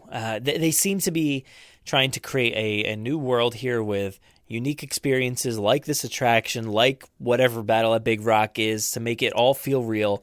Let's hope it sells it. But will seeing the characters that from the movies, will that help sell it for you? I don't know. I mean, it depends on how involved they are. I feel like it's just going to be before and after the ride. All these, it's like line cues, right? Like all the rides. Like Will Smith's involvement in the Men in Black ride doesn't necessarily sell that ride for me. So I hope that what they give them to do in the beginning is actually really cool. Like I think the videos in the queue for the dinosaur ride at Disney are actually pretty cool. Oh, it's the best, man. Yeah, I feel involved with those characters as I'm waiting because there's a story. Hello there. Yeah, there's a story being told in that queue. Yeah. I hope they kind of take nods from that. I'm trying to think of the Harry Potter. I don't think there's really a story. I think the kids come out and talk to everybody at some point. Yeah, they do. They're up on a platform where whatever I can't even think of the characters from that movie at the moment. Yeah. I'm full Jurassic mode, and I love Harry Potter. Yeah. But that doesn't feel as immersive as still I think even though the dinosaur ride stuff is just a movie screen and it's very obvious that it's a movie screen and it's super old at this point. I think that's really immersive as far as setting up the experience that you're going to go on. It's like you're going on a dinosaur heist. And they set it up really well. And so because these characters are in this ride are going to be established as the 2015 equivalents of Jurassic World, it'll definitely be weird to see Claire back in her white and purple again and Wu in the clean cut jacket. Oh, Owens kind of look the same in both movies for the most part. But yeah, I hope it's more than just a video. I don't know. It'll be really weird. I don't think it needs them, but it's cool that it has them. Yeah. See, this is what I'm 100% expecting is you like you said, you get in line and Bryce will talk about here in Jurassic World, you'll be able to see the wonder of dinosaurs alive and in front of you, something like that.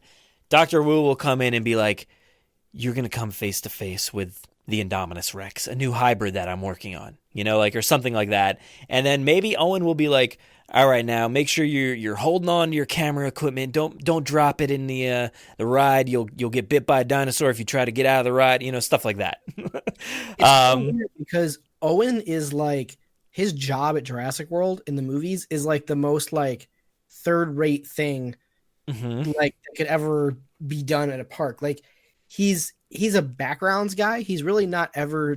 His job doesn't really necessitate that he ever is interactive with the audience or with the visitors, right? So it's going to be weird to see how they integrate him. I get how Claire is going to like talk to us about like Jurassic World's been around for 10 years and we've experienced like all new things, and like Wu like maybe breaks into the signal and is like, yeah, hey, I'm going to show you something brand new. No one has ever seen this. Like, don't worry about what Claire says. I'm going to take you and show you something really cool. But like, what does Owen tell the audience? Like, it's going to be so weird because his story in Jurassic World is a behind the scenes story. He's working with raptors. I know that in continuity, they say that those are the only raptors on the island, which doesn't really make any sense to me. Like that there's no raptors on display at Jurassic World.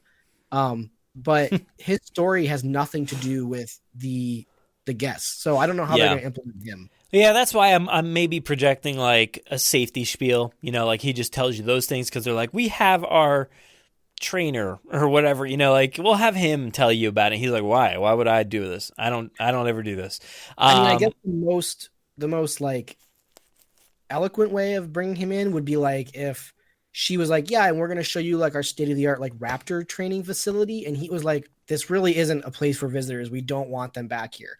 And they kind of had like a back and forth, right? Yeah, and who knows? I mean, if you take a look at the artwork that was sent out, which is kind of a mock-up of poster art that they've used for different releases for Jurassic World. You have the Indominus breaking out of its enclosure, and it's a bit oversized and giant looking. You don't see the entire thing.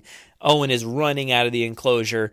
They've changed it up now that Claire is also running out of the enclosure, which also makes no sense whatsoever as far as the movie's concerned. But hey, we're talking about a new experience. It's kind of like this sort of happened in a movie, but not exactly the way you saw it. These rides are always like boiled down versions of a 2-hour film that they try to cram into, would you say 10 minutes this ride is? Not even. I don't think the Jurassic Park ride is 10 minutes long. I think I don't even know if it's that long. Yeah. Yeah. So, we'll see what they do. Obviously, I don't think it's going to be totally different than the original ride as far as the infrastructure goes. No. But we'll see. It'll be definitely interesting to see how they change the story of the fourth film to fit this ride. Yeah, there very well could be a raptor moment where we, based off of some screen, or maybe it's who knows, maybe they have an animatronic of I almost said Star-Lord, facing the opposite direction. So you don't necessarily see his face, but you see him from behind, kind of doing the raptor pose, where he's holding him off, fending him off before, what happened in the beginning of the movie. That could be something, like you have this animatronic Chris Pratt just kind of like doing that. That could be something, and maybe you hear his voice. So I don't know, maybe they'll utilize him inside the attraction and not necessarily in the videos before or after or wherever. That could be the case. Yeah, it would be cool. Like I said, because his story and his character is a background person, like a behind the scenes person, it doesn't make any sense for him to interact with us as the audience. So I'm hoping that, I get that he's a huge star, but I'm hoping that for the realism's sake of it, he's not like the front man of the queue portion of it. I'm hoping it's like you're halfway through the ride and Chris Pratt shows up with Blue and they fight the Indominus Rex with the T-Rex or something, know? Yeah. How cool would it be though to see that, like, that beginning scene play out in front of you? So you see like raptors slowly crawling their way towards him. You're not sure if they're going to jump at him or not. And he's just holding him off, fending him off for the time being. But you see the 4 raptors there in front of you. That would be pretty cool. Like that would, I would love to see that. To like attack your boat, right? Like, yeah. If somehow you wound up at the raptor training facility and the raptors were about to attack your boat, and he's there like, no, like trying to like hold them back, and he's and maybe other people are trying to like free your boat. Maybe you got stuck or something. I don't know. There's all kinds of things they can do inside that building. Well, I could see this almost taking place at where the old Raptor paddock was. I don't know if that's gone or what. Like if that's even there, who knows? But that could be like you're already knocked off course. So now you're going towards the Raptor facility and the Indominus area or whatever. So that would be really cool if that was the case. But that's all speculation. But I find it interesting that they just threw Claire onto this poster. So maybe we do see them in the attraction running away from the Indominus, or maybe it's a play off that final battle somehow, because we do know that they do fight, at the top of the hill, or maybe out throughout that lift. I'm not sure. But that's you know what? That's possible. Good for them putting her in there, because honestly, like to me, she's just as important as Chris Pratt. Yes, and I've said it a million times. I don't get why she's not on all the like this image that they've made of those two. Why is that image of just them two with the background like cut out? Why is them together not on all the toy boxes, on all the cups, all the party supplies, all the posters? Like that image of them together. I get that it's a photoshopped image, but I love it. Like, that's what I want. Like the next poster to be, and we kind of got it with Fallen Kingdom, but I just love looking at those two together on marketing material that sells Jurassic World to me. I absolutely love it. Yeah, I like that a lot. But yeah, there's not really a ton of information to go off of as far as like what the attraction will be, outside of just going by these exhibits, and then you go off course. Exactly what happened before. I'm trying to think of other elements that could be utilized. Like in the beginning of the attraction, you have the Richard Kiley audio. So I would assume that's gone at this point. Is Jimmy Fallon here? Are we going to have him doing the voiceover? Oh, I hope so. It's continuity, right? You got to keep it. Yeah, I get that was kind of like an eye roll moment in the movie, but to me, that totally sold, because whenever you go to these attractions, like Disney always has an attraction with like some star that is on the Disney payroll, right? Like at Disney, at one point there was an Ellen ride, there was a Drew Carey ride. Like they've always got these actors that are definitely on the Disney payroll doing some kind of attraction at their amusement park. And when Jimmy Fallon showed up at a theme park that is quote unquote owned by Universal, right? Dude, I just was like dying laughing. I was like, this is so stupid. This is exactly how a amusement park in today's day and age would work. They would hire some star to do the tour rather than just like pay a quarter of the price for someone else to do the same job. Well, it's funny because after this movie, Jimmy Fallon now gets his own attraction. So he has his own attraction down in Orlando. So and it's not a great attraction, but it's highly themed, which is nice. Right. Have you ever gotten to go on that one before? No, I've not been on his attraction. So it's very nicely themed to like the studio in New York and even the Q videos and stuff like that. The safety spiels and stuff. It's all very highly themed to the Tonight Show, so it really sells the story with the character and Jimmy Fallon's there. So I would, if he's already at work with Universal, obviously NBC Universal and the studios, as far as the rides are concerned, why not add him as a voiceover? We have no confirmation here, but that would be great. I would love it. Can you imagine that if in like the real Jurassic World, not only is he the tour guide on the gyrosphere, but he is the tour guide on every attraction throughout the park? Like, your entire stay at Jurassic World is narrated by Jimmy Fallon. And then if they put him on this boat ride, it would just be phenomenal. Oh, it has to happen. I mean, there has to be audio, right? Like there has to be a voiceover talking about the Mosasaurus and talking about, whatever you come across. Like, I feel like there has to be. I hope so. I really do. Yeah. So we have that. That's about it from the press release. There's also updates to the gates. The iconic Jurassic Park gates were taken down and redone. And now we have the Jurassic World gate is there. It's up. It's happening. It's got the look and the style of the Jurassic World gates from the movie. Slightly different, but it's kind of like they took the aesthetic of the Jurassic Park gate and then gave it a Jurassic World makeover.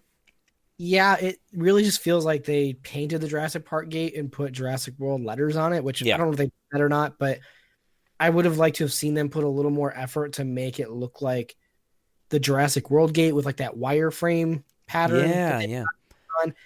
To me, like that gate represents what I didn't want them to do, which was just like, or it's like what I don't want them to do in Orlando, which is just put a fresh coat of paint on it and say it's Jurassic World now. Like, if you're gonna do it, I hate to, this is so like jaded, but if you're gonna destroy my childhood, destroy it, make something new. Like don't repurpose something that I have a fond memory for. Replace it and make it the updated version. Go all out. And doing that. And this gate, unfortunately, kind of screams like this is where they cut a corner as far as like price is concerned. But who knows? I mean, it's not the end of the world. No, and it's tough, I think, overall, because you're working with a very, very confined area in this park, specifically in Hollywood. So I can't really imagine that they would go all out with the gate itself, but it doesn't bother me. I think it's fine. I think it looks fine. There's not as much depth to the wording. I think in like the actual movie, it looks very translucent, like you can actually see inside the letters. That doesn't seem to be the case here. But then again, these are just like cell phone pictures, and I don't know. They look just like normal. Like they don't look like they're translucent, or who knows? Maybe there's lighting in there that we're not really getting just yet. Yeah, I mean, and it's also important to note that like they never really hit these things on the head as far as like movie accuracy. Mm-hmm. The gates at Universal Orlando do not look like the gates from the movie. No, yeah. So it's, they resemble the gates from the movie, but they're never spot on. Yeah, I think this looks fine. I have really no issue with it. Once they add some flames, and I don't know, the theming looks completely done though for the most part. I don't really see much else they can add outside of, turning on the gas there. Maybe like I said, maybe there is lighting in the wording, so that could maybe help. But yeah, it's definitely different than the ones from the film. But I have heard a lot of complaints, like you were saying, like it doesn't resemble that wireframe look, and the size is a little interesting. It doesn't look like they went all out, but I'm okay with it. It's interesting though that people are really harping on. It doesn't look right to them. So, and I understand that.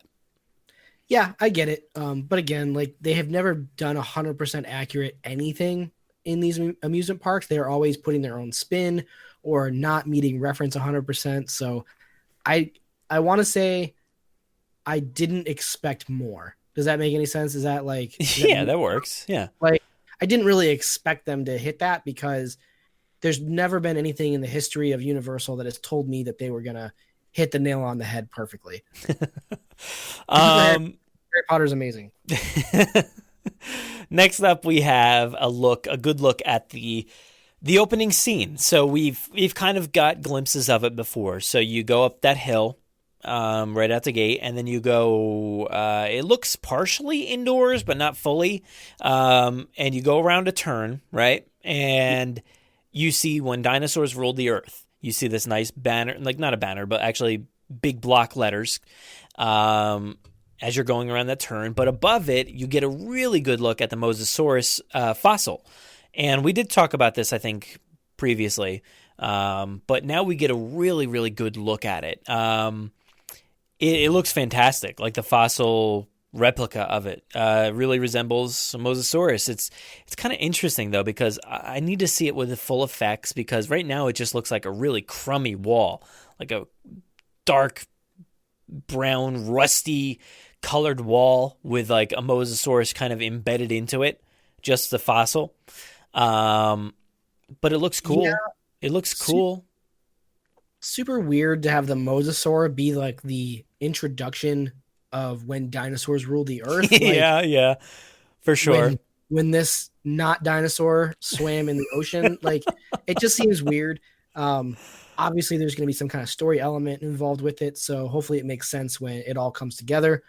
But again, I think the Mosasaurus is shown pretty early on in the film, right? Like the kids are like hanging out at the Mosasaur pen. So if they're trying to kind of relay the elements of the movie, it makes sense that the Mosasaurus would be the first one we see.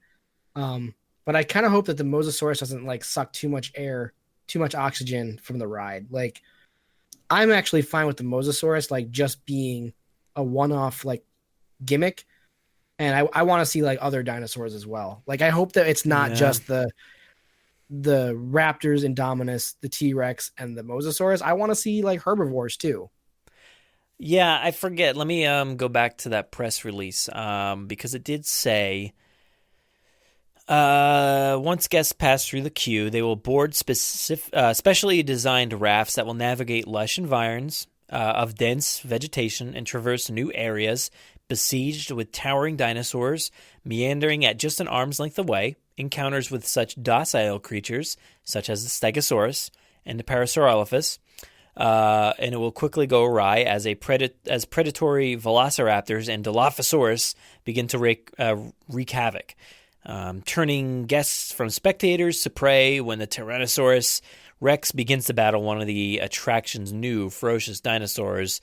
The rafts will spin down, blah, blah, blah. So yeah, that's kind of saying that we're going to get the Stegosaurus, Parasaurolophus, Mosasaurus, Dilophosaurus, Velociraptors, and T-Rex, and the Indominus. The real question is, all those herbivores are all those other dinosaurs are dinosaurs that we had as animatronics in the original ride. Mm-hmm. So how much of this do you think is recycled from the original Jurassic Park ride? Like, do you think they just throw out that giant Stegosaurus animatronic? Or do you think we get that again in this ride? It's the same one. No, I'm sure it'll just be the same one. Because there was no issue. I had no issue with that one. That was fine. The Parasaurolophus is fine. Parasaurolophus is great. The Dilophosaurs are okay. Yeah, they're fine. Yeah. So I'm just wondering how much of that is just going to be like the same, you know? So I forget. I'm trying to envision what this specific layout was, but you go through the Ultrasaurs, and I think you see the Stegosaurus like right up on the ridge above you after that, right? I've ridden both rides, so it's hard for me to say the order. They're different in Orlando and LA, so I'm not sure. Yeah, so I think that the indoor section at the beginning will be quite extensive and maybe lead you right up to the Stegosaurus. So you're skipping the entire Ultrasaur Lagoon. That's all indoors, I would assume, at this point. Right. And then after the Stegosaur, then I think you come across the Parasaurolophus, right? So, and then it bumps you off course. So, yeah, I mean, I think it's cutting off a lot. You're going to get a lot of Mosasaurus because they really need to sell that 30,000 pounds, 3.5 million gallons of water, over 60 feet in length. Like, they need to sell that. So that's going to take up a lot of it. But at least you are getting those other dinosaurs as well. Yeah, that'll be good. Yeah, so that, it's interesting, though, that the Mosasaurus is that beginning part when dinosaurs ruled the earth. It looks nice, though. I think the fossil looks cool. The wording looks cool. I wonder. It looks great. I wonder if there will be some sort of projection mapping going on in this room. Like, I don't really, I can't tell, but I don't think it's fully enclosed. But maybe there's some sort of projection mapping that will happen there to make it look real at some point, and transition you into the indoor section. But that would be cool. So that's a good look. So if you want a good look at that, you can find that on our website. Let's see. Next up, we have some updates to the little play area. So there was a play area. Do you know what I'm talking about when I'm talking about like a little kiddie play area? In LA? No, Yeah. I have no idea what you're talking about. So there was like a little Triceratops, Stegosaurus looking thing that kids could just play. It was like a very small play pad with like I think the rubbery flooring, and kids could just kind of go inside this fossil thing and run around, but that was it. But it looks like it's being expanded upon. And I think there's going to be some like stairs. So you're going to go up, you're going to have a little play area up top. And then maybe some bridges or something like that. That's what it looks like, at least. This is an aerial shot from Beyer Reconstruct on Twitter. And that's at least what it looks like. So maybe I'm misinterpreting it, but I don't think so. I think it's going to be a nice like aerial play area for kids so that they can run around, go up, go down, go all over the place. Give them a little bit more to do in this section. That's crazy weird to me because like I never thought that was. I never associated that kind of stuff with Jurassic, and like the one in Orlando has the whole oh my gosh, I'm blanking on the name, but like it's just Camp Jurassic, I think, right? Yeah, like Camp Jurassic, like that never dawned on me as being a Jurassic related thing, but it must do well in Orlando for them to want to increase that presence in LA. Yeah, I think it does, pretty well. And with all the changes in Orlando, that's staying. So, that's not going away. So it must be doing fine. And it's fun, dude. Like, there's nothing interesting in those caves. What's that? There's nothing interesting in those caves. I don't get why they are keeping that stuff. There's not like anything to see really, but I do love everything about those caves. I do love that exploration. I like seeing the amber, embedded into the rocks, and it is very cool. Like it's very themed, like really well in there. I love it. I love the bridges. The art's not good. It's just there's no dinosaurs. Like yeah. Dinosaurs. There's no animatronic that like. Even like a little copy or something would make sense. I don't know, man. It's just it's so weird that they just have like a cave set in this thing. Like, I don't know. It's so weird. I don't know. I see. I just love it. I love it. Like, because you're in a theme park, Jurassic Park. And I feel like Jurassic Park would have something like that, like a kiddie play area that's highly themed to dinosaurs, or at least to their containments and their facilities. And I really like it. I love it. When I was there last, I went and played around for quite a while, went down all the and yes, I'm in my 30s, but it's okay. Like it was fun. Well, the best part about the entire Orlando portion of Jurassic is if you happen to be there during the time of year when the sun goes down really early, all of Jurassic Park is amazing at night. Everything, the ride, walking around, the stores, the restaurants, like it's all absolutely beautiful and stunning. The caves are great at night because it gives it even like more of an eerie tone to it. So I really hope that whatever they do in Orlando doesn't butcher that ambiance that they have in that portion of the park. We'll see. I don't know. Yeah, it's hard to say. That's for another conversation. Yeah, there has been permits, actually. I might as well mention it now. I don't have it on tap right here, but I know there was permits. Actually, I think I might be able to bring it up.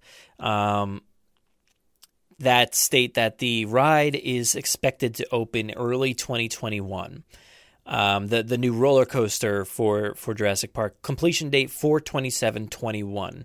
So yeah, that's a new permit that was filed. So you still got some time for that roller coaster. It's moving. Like they're going quick. They're already putting in pilings and all kinds of stuff.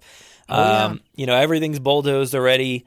And we did a video just going to school there, man. I watched them put up that castle, and I watched them put up the rock and roller coaster or whatever it is there, the Rip Ride Rocket. Yeah. Rip Ride Rocket.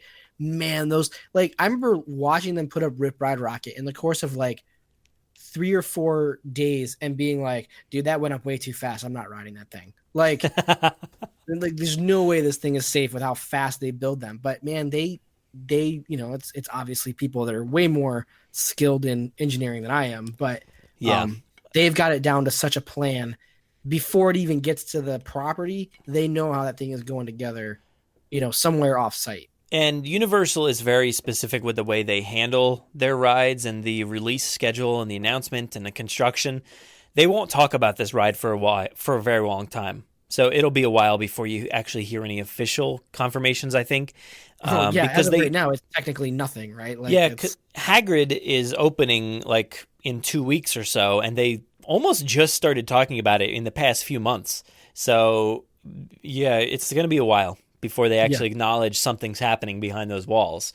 And we just put up a video update recently for Orlando that was like, walking through the area as of like May 12th, I believe. And it's just 100% walls, like everywhere.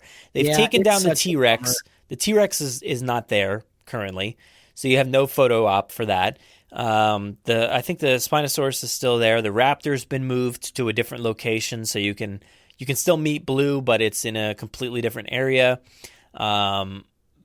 The Triceratops, nice sculpture that was embedded in the rock, is now behind a wall. I hope they're keeping it, but we don't really know what's going on with that just yet. All the old Triceratops encounter buildings that were still there are all demolished at this point. So things have changed. Things have very much changed. But yeah, that coaster will not be done until 2021. So that's a lot of time knowing that they're doing this right now. It'll be up and ready to go probably for a little while. But with the release of Hagrid this year in June, I think the 13th, next year, I don't even know what's going on next year. As far as a release schedule is concerned, I'm blanking on that at the moment, but they want to kind of spread out, especially with two coasters right next to each other. They want to spread them out just a little bit, not reintroduce like a coaster one year after the next. So, plus it'll tie in with the release of Fallen Kingdom, whatever Jurassic World 3 is going to be called. So that'll tie in nicely, I think. I think if you have not been to Jurassic Park at Universal Studios, and you were planning a trip, and specifically that was like one of your like top 2 franchises that you wanted to see at that park, don't go now. Wait until this is all done. Wait another couple of years. There's nothing more disappointing than seeing walls around the Jurassic Park land. I've been when it's been completely clean, and I've been when they've been doing construction. And man, the walls are just they're such a world breaker. They take you totally out of context of what's happening. Just wait now, and even if it's Jurassic World in 2 years and not Jurassic Park, the experience will be much better once it's all done and clean. Yeah, I agree with that. But I think, there's probably something to be said about this might be your last chance, to even experience Jurassic Park. The ride as it is, yeah. Because pushing this date, it could have opened next year, but pushing it to 2021 gives them much more time to shut down the ride, the Jurassic Park River Adventure, retheme it to this. Once this ride in Hollywood opens up, it's going to do well. It's going to do very well. They're going to do it. It's going to happen. So this extended time gives them time to redo everything. That's true. And there's nothing more, it's a fake word, but like there's no more synergy than to like go see the movie and then want to go to the park almost right away. Yeah. Yeah.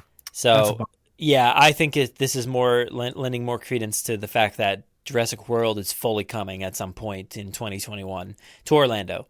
I would bet on that. Yeah, me too. But where are we here? We just talked about that play area, so that's going to be cool. It looks like there's also a good spotting of a new concession stand. I think it's kind of like replacing one, a little bit in a different area, kind of like right next to the park gates. And it's called Isla Nublar. It's hard to say, Nublar with no L. It's really tough to say. I saw it. I kind of love it. Yeah. I kind of love it, but I also kind of love like Jurassic Traders, and there was another like kitschy bar name I feel like they had at one point, but this is fine. I like it. It's cool. It's fun to see that they're experimenting with the puns, which is kind of like, it reminds me of the novel when Grant is going through the brochure and there's a bunch of like kitschy like names for like all the different channels on the TV and the visitor centers. So it's just interesting that they're kind of playing around with that. So I'm cool with it. Yeah, and it's not something that I've never heard before, because this is something that's always joked about. Like, why is there not an Isla Nublar bar, or something like that in the park or in City Walk or something. So I've heard that said before, and I believe Rob Yo actually like created art about it a while back. So that's, it's been floating around. Whether Universal kind of stole Rob's like idea or not, I don't know. But and I don't know if this will just be a concession. Will you just be able to get like snacks, or will it actually be a full-fledged like bar counter? I don't know. But alcohol in the main part of the park. I mean, it's not like they don't serve alcohol. So no, I've never been to that park, but I know like they do sell alcohol there, right? Like they do in Orlando at least. So like the Harry Potter area, there's specific beers for, the section there. So why not have, specifically themed beers or whatever for, Isla Nublar, and it definitely signals a complete retheming of the area as, hey, this is now Isla Nublar. Like, this is not Jurassic World in California or Jurassic World in Orlando. It's Jurassic World. Like, that's what it is. Right. Yeah, I don't know. We'll see. It's interesting. I kind of hope that if in Orlando they do change it, I hope that they stick to kitschy things like that and they don't do the outrageous like branding that they had in the movie with like Jimmy Buffett's like Margaritaville. Like, I hope that never really enters the equation, although it would make sense if it did. But yeah, I'm fine with this new bar thing. It's actually it's kind of cute. So hopefully they do something, you know, super. I get that beer is like a huge seller, but I would honestly hope that like in the upfront like imagery of it, it's more like tropical drinks or something, because I feel like that's more of the vibe I get from what you might be drinking on Nublar. But we'll see. Yeah, that's kind of what I would expect too. Everybody's trying to copy Harry Potter and do the butter beer and have their own, you know, interesting drink. Yeah, Disney has tried and really hasn't had one that taken off to, you know, just like go through the roof like butterbeer has just yet. But they've tried with some good effort. But maybe Universal can hit it out of the park twice. I don't know. But yeah, as far as the Jimmy Buffett stuff's concerned, I don't think that'll ever go inside the park just because it's already. I'm assuming Hollywood has it outside as well, but Orlando has it in City Walk. So unless they retheme the City Walk one to be Isla Nublar version, that would be kind of fun. I mean, or they have like an express, like they turn the big restaurant in Jurassic Park in Orlando. There's that big restaurant, Thunder Falls or something. Yeah. They could retheme that as like a Jimmy Buffett Express or something. I don't know. That's in the future. That's a future problem. And lastly, there's just been some new merchandise and stuff like that. So it looks like you're going to be starting to see more Jurassic World centric merchandise and stuff to sell, like the new location. And I think even some of it has been showing up in Orlando. So keep your eyes peeled because there's new merch out there. Like they made like a specific logo for like teasing the ride, which is the park gates with the old style, like from the movie Park Gates. So it's funny that they used that in the marketing material, but then didn't actually bring that to life. There's also some weird hybrids of like Jurassic World marketing and Fallen Kingdom marketing kind of bundled together to create some like awkward style art. So it's used on like those like very thin backpacks or, you know, towels or whatever, or pins. I saw it on a pin and I think it's on like phone cases now too, but it's interesting because it has that like burning orange of like Fallen Kingdom. Yeah. But it also has like the Indominus, and it has you know, Jurassic World specific art, but it also has like the imagery of Blue from Fallen Kingdom and the Mosasaurus. So it's kind of like all over the place. I don't know what they're doing with this. Well, you got to imagine that the theming as far as like colors on merchandise is actually going to be kind of tumultuous over the next few years because they're going to do that blue and silver from the first movie. They're going to do the volcanic like ash and stuff from the second movie. And then whatever the third movie color themes are, they're going to throw those in there. Not to mention they've got some Mattel stuff, which is they've got Generation 1 Mattel stuff. They've got Dino Rivals Mattel stuff, which both together look very different. So I think until these movies kind of like phase out, you're going to actually really see some complex branding in the amusement park. All the merchandise looks really cool. Oh yeah. I'm glad to see that they're putting more thought into it than like, hey, here's your dinosaur keychain and here's your dinosaur mug. And like, it actually looks like stuff that I would want to buy. And especially when you hear these rumors of Galaxy's Edge, where you can build $200 robots and $150 lightsabers, like they really need some cool things to separate themselves from, you know, other parts of the park and not just have these like trinkety souvenirs. They need to actually have some cool stuff that you might want to get. It's cool that they're selling Mattel stuff. I'm way happier with that than I am with like, when they like Jurassic Park had just like repaints of old Kenner stuff until Kenner was like no longer doing it. And they had like crummy Hasbro stuff. Mm-hmm.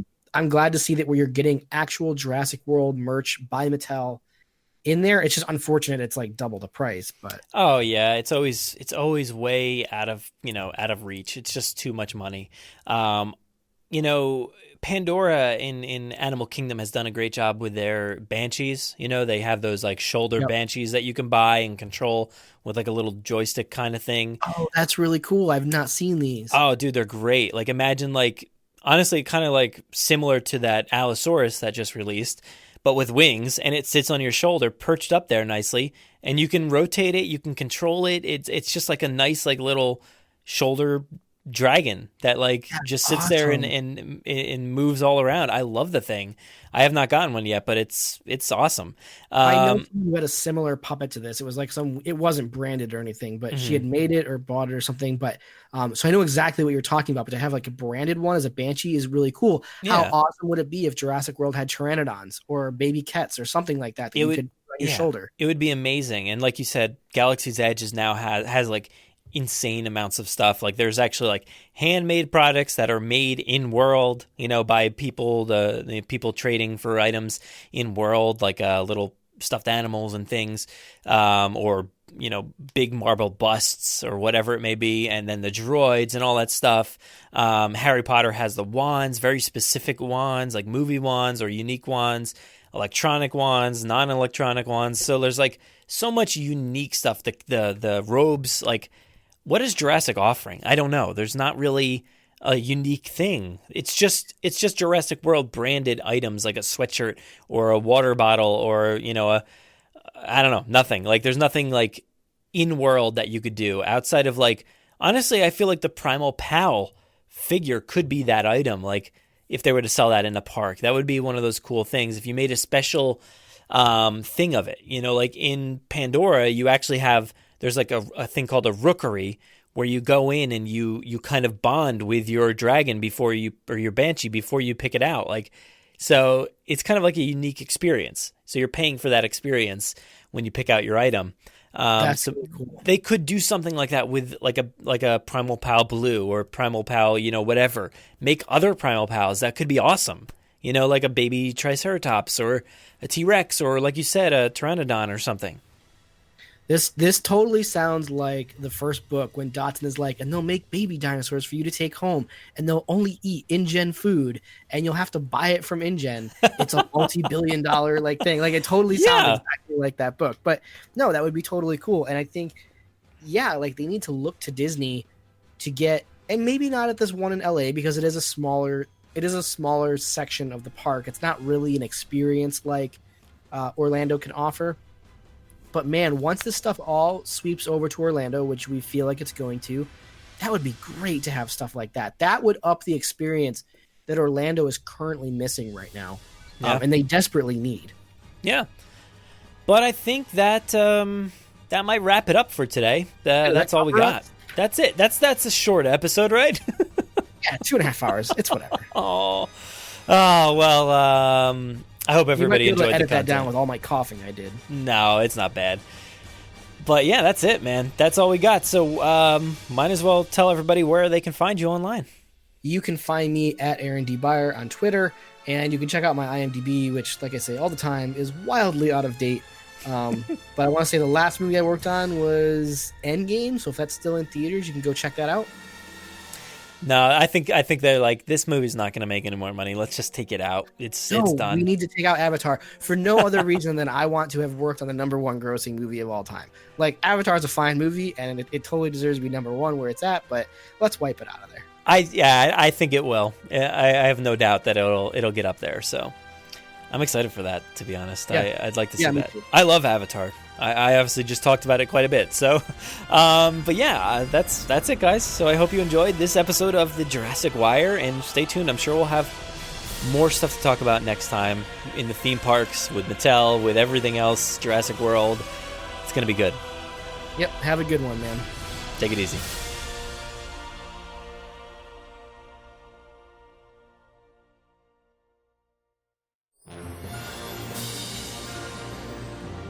Thank you so much for listening to the 190th episode of the Jurassic Park Podcast. 190. That's a big number there. We're getting close to 200. Of course, we still have 10 weeks or so, depending if we hit all 10 weeks in a row. But we're almost to 200, and that's a big deal, I think. So, this wouldn't be possible without all the amazing contributors and everybody out there who helps support the podcast and, contribute to the podcast. So, I'm pretty grateful. This is awesome that we're getting so high up in the numbers there. And of course, thank you so much to Aaron for this episode and also for helping to build the awesome segment known as The Wire. I think it's awesome. It's such a fun segment. We always have a blast discussing all the most recent news and stuff like this, like today, where we can talk about theme parks for a while, Jurassic World Evolution for a little bit, and of course, news and rumors surrounding Jurassic World 3 / Battle at Big Rock. I think it's awesome that we have a space where we can kind of come up with theories and ideas as to what these things are and what's going to happen, who's doing what's going where. It's always fun to do that and kind of have that for at least one episode a month, because I actually haven't recorded a ton. It's usually just The Wire and the mailbag. So I like to actually have a moment to chat with others about what's going on in the world of Jurassic Park. So it's always fun. But of course, make sure to go follow Aaron over on Twitter at Aaron D. Beyer. He's got some great stuff going on there, and make sure to follow his film projects as well.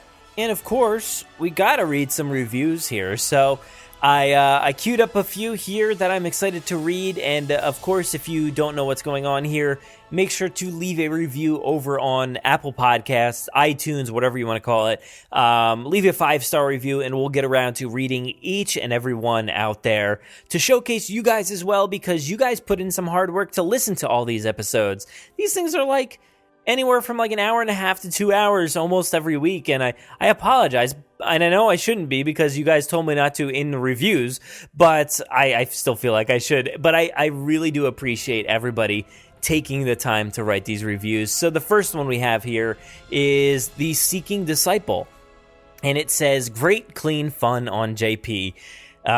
It says, I enjoy the Jurassic Park series from the books to the movies. This podcast focuses on all things Jurassic Park, from the books to toys and everything in between. I appreciate that this podcast is clean, so even my kids can listen to it and enjoy. Thanks guys for the podcast. Yeah, exactly. That's the type of demeanor that I'm looking for when it comes to this podcast. I want to create a fun, wholesome environment for everybody that has kids and family members who want to listen to stuff about Jurassic Park, and I don't want to kind of single out a certain select audience. I want to have a show that everybody can listen to. So I appreciate actually hearing from people that are listening with their kids. It makes me feel good that like the Jurassic word is spreading throughout all ages. I just love that so much. So thank you so much, The Seeking Disciple there. Next up, we have one from Maru TNF, and it says, great podcast.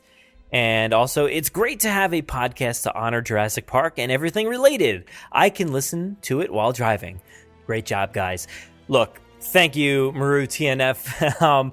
And it seems like a lot of people reach out to say that it's a great show for driving. So I don't listen to it while I'm driving, but I always wonder what people are using to listen to the podcast, whether it's just your phone, playing it on the speaker, or your headphones, or, a big speaker at home, or watching it on iTunes. Oh, that's not it. I meant YouTube, or even in your car. So I hope it sounds good in everybody's stereos out there. But it's definitely got the length of a long car ride. So if you're taking short trips every day to work, it's not the podcast for you. But if you're driving long ways like I am, it might work. That's a good thing. So I'm glad I could provide you with some comfort and safety, as long as you are driving safely and not listening to me and being like, what is this guy talking about for Jurassic? Like, he has no idea what he's saying, and he's messing up everybody's emails and can't read and can't talk, and then you get so angry that you're just like, argh! So I hope that's not happening. But I hope it's a nice, safe drive for everybody while listening to a show about Jurassic Park. So thank you very much.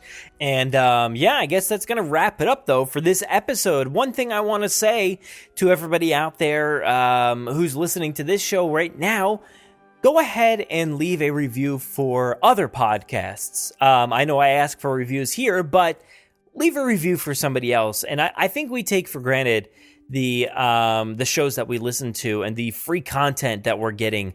So I think I've done it before where I realize I've been listening to a show for years and I never even left a review, and I'm like, oh man. So once I started to get into podcasting a lot heavier, I was like, all right, I got to go back. I got to leave some reviews for all these shows to make sure that everybody feels supported and whatnot. So if you have other podcasts out there, go ahead and please leave them reviews. I'd really appreciate it if you just spread the word for everybody out there and make the podcasting community a greater place and make everybody feel good. So keep doing that. Make sure that's your goal for this week, to make everybody feel good in the podcasting world. And leave a review for us next week. That's fine. So thank you so much. Have a great week. Have a wonderful Jurassic Park week out there, and we'll see you next week. I'm going to go ahead and roll the credits. Saddle up. Let's get this movable feast underway. Please give us a follow on Twitter at Jurassic Park Pod, and myself at Brad Jost. Also on Facebook and Instagram at Jurassic Park Podcast. Don't forget to join the Jurassic Park Podcast group on Facebook. You can listen to us on Apple Podcasts, Google Play, Spotify, YouTube, our website, or wherever else podcasts are found. So please be sure to subscribe. Also, don't miss our toy hunts and reviews, in-depth bonus content, live streams, gameplay, events and theme park coverage, and so much more on our YouTube channel. If you haven't already, please leave us a 5-star review on Apple Podcasts. We will read your reviews at the end of every episode, so please be sure to spare no expense. Don't miss us on the web at JurassicParkPodcast.com, where you'll find today's episode show notes, wonderful articles, bios from our contributors, and so much more.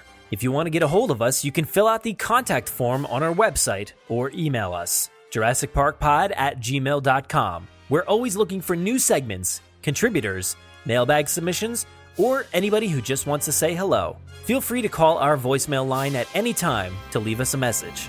That number is 732-825-7763. Thanks for listening, and enjoy.